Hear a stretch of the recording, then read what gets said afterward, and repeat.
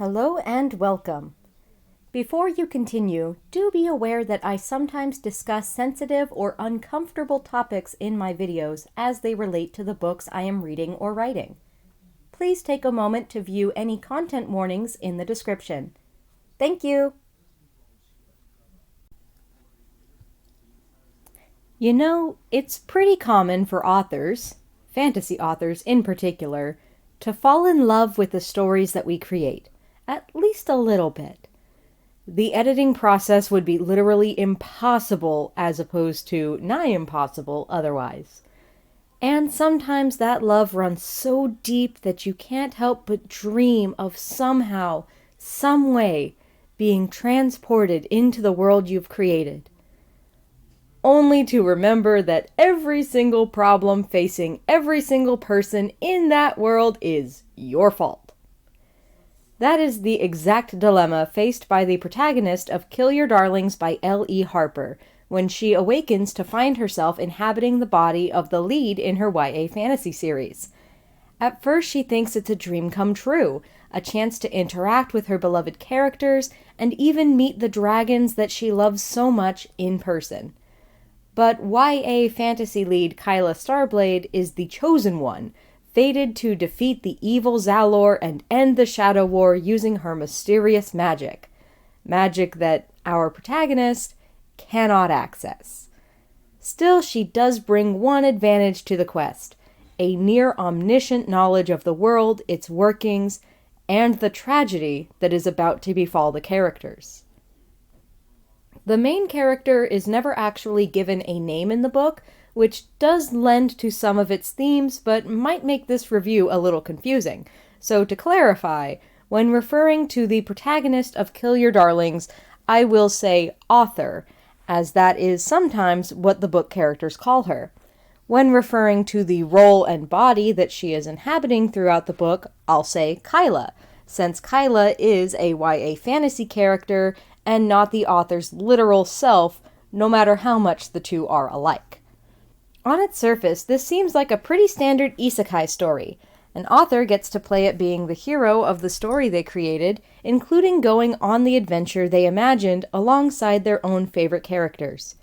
Where Kill Your Darlings quickly sets itself apart is its deep study of the depression that author is suffering. This book does come with a major content warning for depression, anxiety, and generally poor mental health, all of which are discussed in great detail through the author's internal monologue. And while I am deeply enamored with this story and its complexities, these are also the things that make this book hard to review, both because of the semi-autobiographical nature of it, as revealed in the foreword, and because of how close to home it hits for me.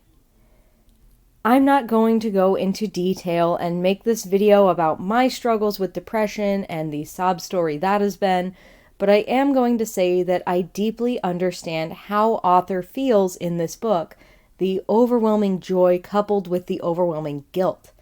I think that if I ever met my characters face to face, I too would feel the urge to apologize for putting them through everything that happens in my stories. Author, when placed in this position, uses both her genre savviness and her knowledge of the story itself to try to put things right.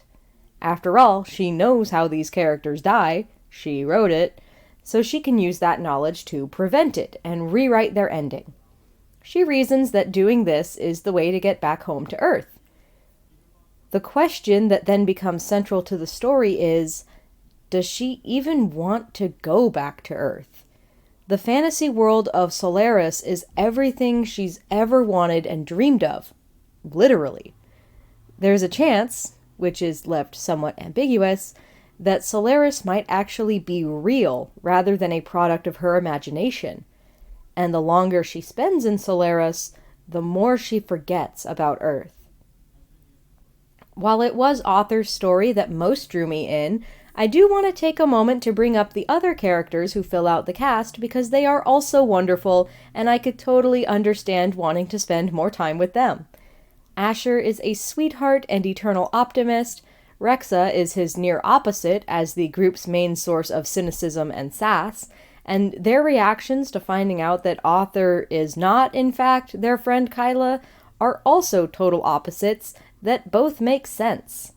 And then there's Valen, Kyla's love interest, who is perfection, and is the one most torn about Author inhabiting Kyla's body for a variety of reasons. Seeing how they navigate their relationship, especially since Author made Valen to be her ideal love interest, but now that they're in front of each other, she knows that he is not hers, but Kyla's. Well, I can't say much other than it is so good, and easily my favorite romance subplot in just about any book ever. Spoilers are coming up next, so if this is a book that you think you would enjoy, I definitely recommend checking it out, as well as the content warnings. This was a slow read, not because of how it was written, but because I needed frequent breaks. Frankly, I loved it, but some of that love comes from how it emotionally wrecked me.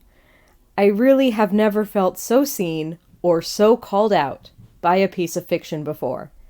I related to Author a little too much at times, and if you're an author, especially if you're neurodivergent or queer, you probably will too.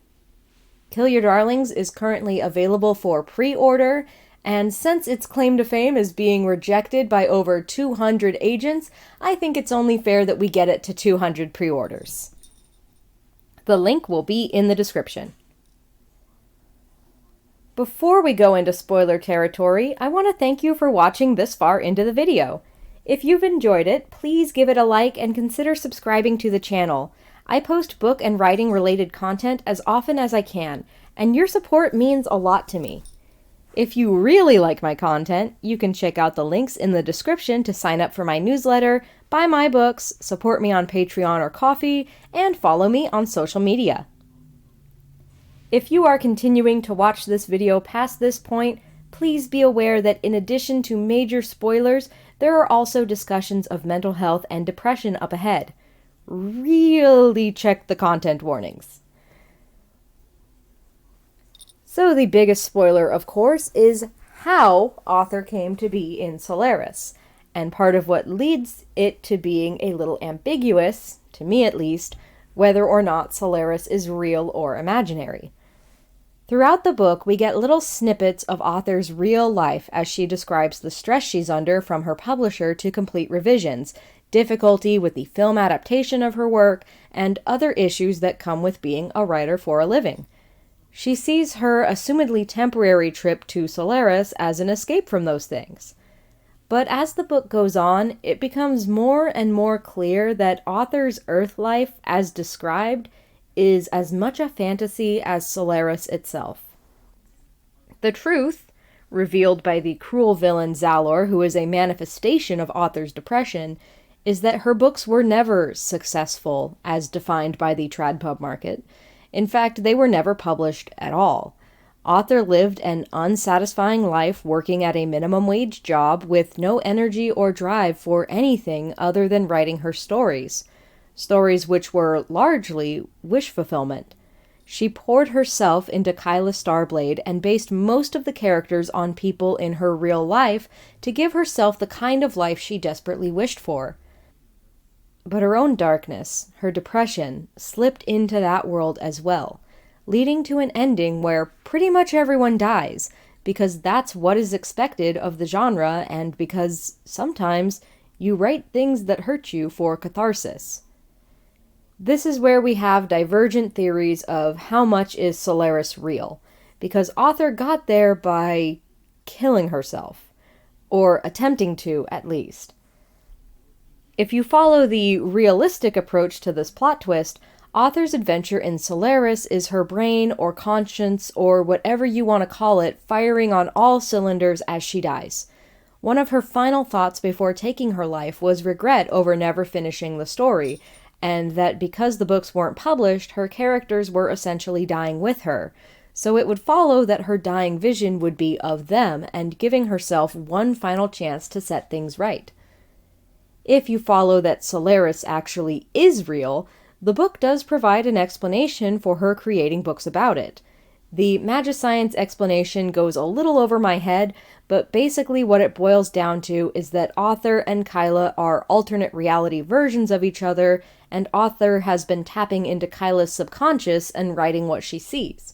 Writing is a form of magic, and what Author writes has also influenced what happens in Solaris, and thus her depression has allowed Xalar to gain power and cause problems for the characters.